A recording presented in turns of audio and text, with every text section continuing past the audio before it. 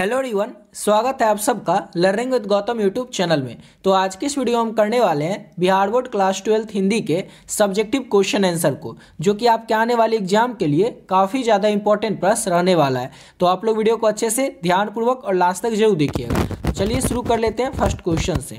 और पहला क्वेश्चन जो है ये आपके पहले चैप्टर का ही है, जो बातचीत चैप्टर है, जिसके कि लेखक है बालकृष्ण भट्ट। उसी चैप्टर का ये क्वेश्चन है कि आर्ट ऑफ कन्वर्सेशन क्या होता है। तो बोलने की वह कला, बोलने की एक ऐसी कला जो कि सहज हो और सुनने पर कान को सुख मिले, उसे ही हम लोग आर्ट ऑफ कन्वर्सेशन कहते हैं। यूरोप के लोगों में बातचीत करने का हुनर है, उसे ही आर्ट ऑफ कन्वर्सेशन कहते हैं। तो देखिए सिंपल सा क्वेश्चन है और सिंपल वे में आपको याद रखना है कि आर्ट ऑफ कन्वर्सेशन क्या होता है। आपसे एग्जाम में पूछ ले तो सिंपल आपको याद रखना है कि बोलने की वह कला जो कि क्या हो, सहज हो, यानी कि सरलता से, ऐसी कला जो कि सरलता से बोली जाए, सहज तरीके से बोली जाए और दूसरे के कान को सुनने में वो कला सुख मिले। यानी कि जो हम कुछ बोलेंगे तो सुन करके दूसरे के कान को सुख मिले, उसी को हम लोग क्या कहते हैं, तो आर्ट ऑफ कन्वर्सेशन कहते हैं। और ये जो कला, ये कहाँ के लोगों में सबसे ज़्यादा प्रचलित है, यानी कि हुनर कहाँ के लोगों में, तो यूरोप के लोगों में, और उसे हम लोग क्या कहते हैं, तो आर्ट ऑफ कन्वर्सेशन कहते हैं। समझ गए। चलिए दूसरा क्वेश्चन कर लेते हैं। तो दूसरा क्वेश्चन है हमारा, ओ शदानीरा किस नदी के लिए कहा गया है। ओ शदानीरा जो है किस नदी के लिए कहा गया, तो ओ शदानीरा गंडक नदी के लिए कहा गया। और ये एक यात्रा वृत्तांत है। जो ओ शदानीरा ये क्या है, तो एक यात्रा वृत्तांत है, जो कि माथुर जी की जो पुस्तक है, जगदीश चंद्र माथुर जो है उनकी पुस्तक बोलते हुए छंद से लिया गया। सिंपल सा क्वेश्चन था कि ओ शदानीरा जो है किस नदी के लिए कहा गया, तो याद रखना है गंडक। एक लाइन में आपको याद रखना है, ओ शदानीरा किस नदी के लिए कहा गया, तो गंडक नदी के लिए कहा गया। और एक जो है ये किस चैप्टर से लिया गया इसको, तो इसको लिया गया यात्रा वृत्तांत से, जो कि जगदीश चंद्र माथुर की बोलते हुए छंद से लिया गया। और ये है क्या, ओ शदानीरा, तो यात्रा वृत्तांत है। समझ गए। अब अगला क्वेश्चन है हमारा, बिश्नी और मुन्नी को किसकी प्रतीक्षा है और वे डाकिया की राह क्यों देखते हैं। बिश्नी और मुन्नी है कौन, तो आपका एक चैप्टर है सिपाही की माँ, जो कि एकांकी है और इसके लेखक है मोहन राकेश। तो उसी चैप्टर का यह क्वेश्चन है कि बिश्नी और मुन्नी जो रहती है इसको किसकी प्रतीक्षा है। तो बिश्नी और मुन्नी जो है इसको मानक की प्रतीक्षा है। मानक जो है युद्ध पर गया हुआ है, लड़ाई पर गया हुआ है, वहीं से आने की राह कौन देख रही है, तो बिश्नी और मुन्नी। तो बिश्नी है कौन, तो बिश्नी जो है ये मानक की माँ है और मुन्नी है मानक की बहन।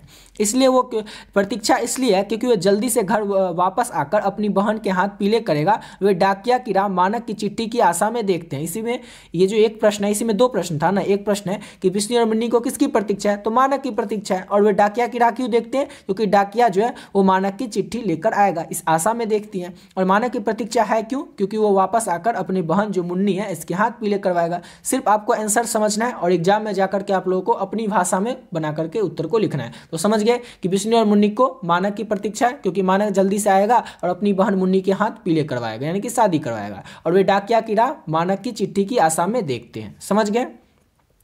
चलिए अगला क्वेश्चन है हमारा, शिवाजी की तुलना भूषण ने किन किन से की है। तो शिवाजी की जो तुलना है भूषण ने इंद्र से किया है, समुद्र अग्नि से किया है, श्री राम से, पवन से, शिव से, परशुराम से, जंगल की आग, शेर, प्रकाश अर्थात सूर्य और कृष्ण से की है। यानी याद रखना बस इतना, जो जो लिखा हुआ इसमें से 4-5 आप लोगों को अच्छे से याद रखना है। आदि लास्ट में लिख दीजिएगा, उससे भी हो जाएगा अगर आपको ज़्यादा नहीं याद हो, लेकिन 4-5 तो आप याद रख ही लीजिएगा। जैसे सूर्य याद हो ही जाएगा, कृष्ण याद हो गया, श्री राम, अग्नि, पवन, शिव, परशुराम, इन सभी शिवाजी की तुलना भूषण ने किया है। भूषण जो कि कवि है, इन्होंने शिवाजी की तुलना किससे किया है, तो इन सब से किया है। याद रखिएगा, शिवाजी की तुलना भूषण ने इन सभी से किया है, जैसे कि इंद्र, श्री राम, पवन, शिव, परशुराम, शेर, प्रकाश, सूर्य, कृष्ण, इन सभी से शिवाजी जी की तुलना भूषण ने किया है। ठीक है।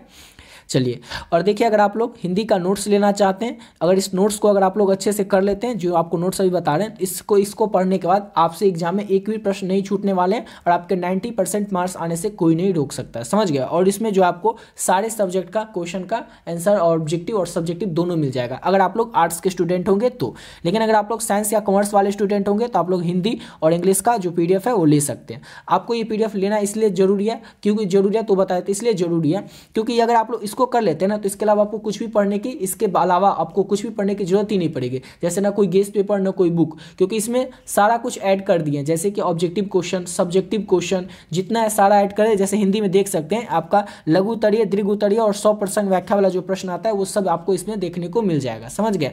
और आप बात कर लेते हैं ऑब्जेक्टिव क्वेश्चन कैसे, तो वो देखिए इसमें ऑब्जेक्टिव क्वेश्चन जो है वो 800 के करीब है। यानी कि जो आपका 13 चैप्टर है गद्य खंड में और 13 चैप्टर है काव्य खंड में, टोटल 26 चैप्टर है। तो 600 चैप्टर के हर एक चैप्टर से जो भी ऑब्जेक्टिव क्वेश्चन है वो सारा इसमें चैप्टर वाइज ऐड कर दिया गया, और साथ ही साथ लेखक परिचय के साथ। जैसे आप पहला चैप्टर खोलिएगा वो जो PDF में, उसमें पहले आपको लेखक परिचय मिलेगा। जैसे पहला चैप्टर है बातचीत, लेखक है बालकृष्ण भट्ट, तो उनका लेखक परिचय, फिर उसके बाद ऑब्जेक्टिव है, फिर सेकंड चैप्टर, थर्ड, इसी तरह से हर एक चैप्टर का ऐड किया गया है। सेम इसी तरह से लघु उत्तरीय, दीर्घ उत्तरीय, 100 प्रश्न व्याख्या वाला प्रश्न आपको मिल जाएगा।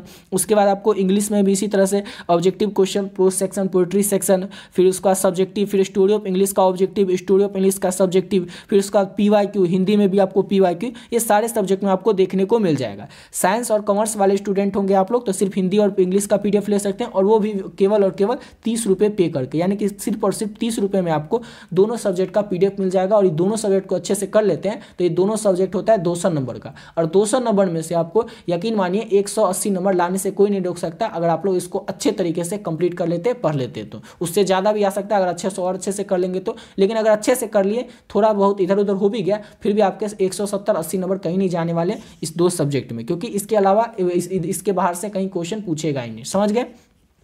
अब बात कर लेते हैं आर्ट्स वालों की। तो आर्ट्स वालों को तो जो भी सब्जेक्ट होगा 5 सब्जेक्ट, उन सभी 5 सब्जेक्ट का PDF मिल जाएगा। किस सब्जेक्ट में कितना क्वेश्चन है, ऑब्जेक्टिव सब्जेक्टिव सब यहाँ पर दिया हुआ है, आप लोग वीडियो को रोक करके देख सकते हैं। अब लेना कैसे इस PDF को, तो ये देखिए, ये नंबर है 7903820891। इस नंबर पर आप लोग फोनपे, गूगल पे, पेटीएम किसी भी माध्यम से ओनली 50 रुपये पे कर सकते हैं। अगर आप लोग आर्ट्स वाले स्टूडेंट होंगे तो सिर्फ और सिर्फ आपको 50 रुपये पे करना है, और स्क्रीनशॉट लेना, और इसी नंबर से व्हाट्सएप है, उस व्हाट्सएप नंबर पर आपको क्या करना है, स्क्रीनशॉट भेज देना, और जो भी आपका 5 सब्जेक्ट हो उस 5 सब्जेक्ट का नाम बता दीजिएगा। आर्ट्स वाले स्टूडेंट आपको जो है 5 सब्जेक्ट का PDF मिल जाएगा। और अगर आप लोग साइंस या कॉमर्स वाले स्टूडेंट होंगे तो केवल और केवल आपको 30 रुपये ही पे करना है। पे करके इसी नंबर से व्हाट्सएप है, उस पर आपको स्क्रीनशॉट भेज देना, और आपको मैसेज कर देना हिंदी और इंग्लिश। आपको हिंदी और इंग्लिश दोनों सब्जेक्ट का जो PDF है वो आपको मिल जाएगा। इस PDF को अगर आप लोग अच्छे तरीके से पढ़ लेते हैं तो आपको तो कम से कम, अगर जो बच्चे अगर अभी तक कुछ भी नहीं पढ़ेंगे उनको भी कोई 400 नंबर लाने से नहीं रोक सकता है, अगर बस इतना पढ़ ले तो। अगर आप लोग आर्ट्स वाले स्टूडेंट होंगे तो, और अगर आप लोग साइंस या कॉमर्स वाले तो हिंदी और इंग्लिश का आप लोग PDF ले सकते हैं। समझ गए।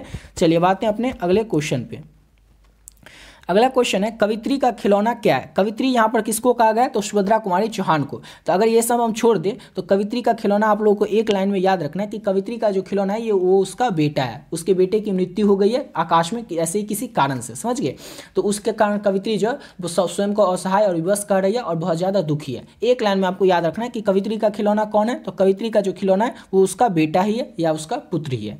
तो कवित्री के पुत्र की मृत्यु आकस्मिक हो जाती है, और कवित्री के जीवन का वो एक महत्वपूर्ण खिलौना था, यानी कि वो जो पुत्र था उसका वो एक महत्वपूर्ण खिलौना था। वह महत्वपूर्ण खिलौने के रूप में अपने पुत्र को स्वीकार करती है, अतः कवित्री का खिलौना उसका पुत्र ही है। वही, इतना आपको लिखने की जरूरत नहीं है, बस आप इतना याद रखिएगा कि कवित्री का खिलौना क्या है, तो कवित्री का जो खिलौना है वो उसका पुत्र ही है, वो अपने पुत्र को ही खिलौने के रूप में देखती है। समझ गए।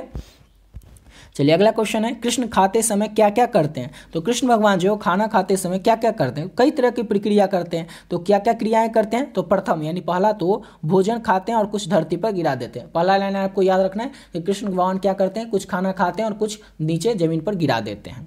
इतना ही नहीं, वो पिता के हाथों खाते खाते स्वयं अपने हाथों से भी खाने लगते हैं। दूसरा बात आपको क्या याद रखना है, कभी उसके पिता जो है वो खिलाते हैं कृष्ण भगवान को, और कभी कभी कृष्ण भगवान क्या करते हैं, खुद अपने हाथ से खाना लेकर के खाने लगते हैं।